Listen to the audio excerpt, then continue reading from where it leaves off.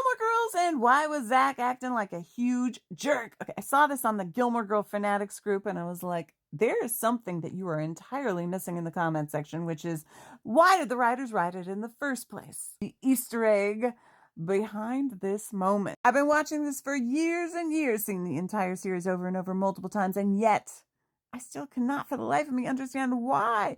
And I just finished watching this particular episode, so it's fresh in my mind. Zach suddenly goes ballistic and acts like a huge douche, ruining Hep Alien's performance for the label guys, wanting the Gwen Stefani mic and bringing in the tambourine guy, treating Lane like a piece of crap and refusing to do a sound check and stick to the set list. I don't get what set him off. I'm lost every single time I watch it. I'm utterly confused. Like, what, Brian? Writing a song called Lane? He was jealous of that?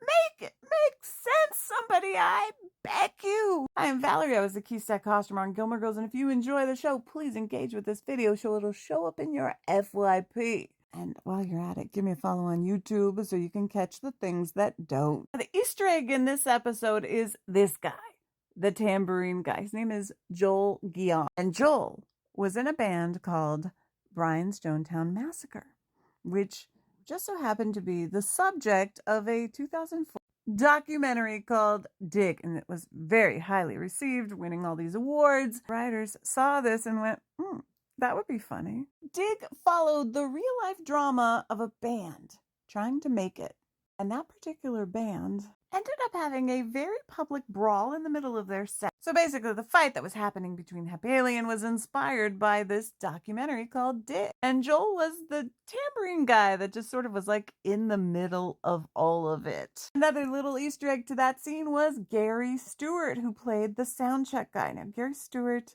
is not an actor. He didn't audition for the part, but how did he get the part? Well, Gary created the 2002 soundtrack for Gilmore Girls called Our Little Corner of the World. Gary was a record producer for Rhino, and he became really good friends with Dan and Amy, who invited him to be in that little role. And while he was on, a bunch of us were hanging out when Gary introduced himself as Uncle Gary, then led a bunch of us to the trunk of his car, where he proceeded to ask us what our favorite music was. He opened the trunk of his car to reveal countless box sets of music that he either produced or deemed trunk-worthy. These were albums that were often underlooked, that he thought needed more exposure.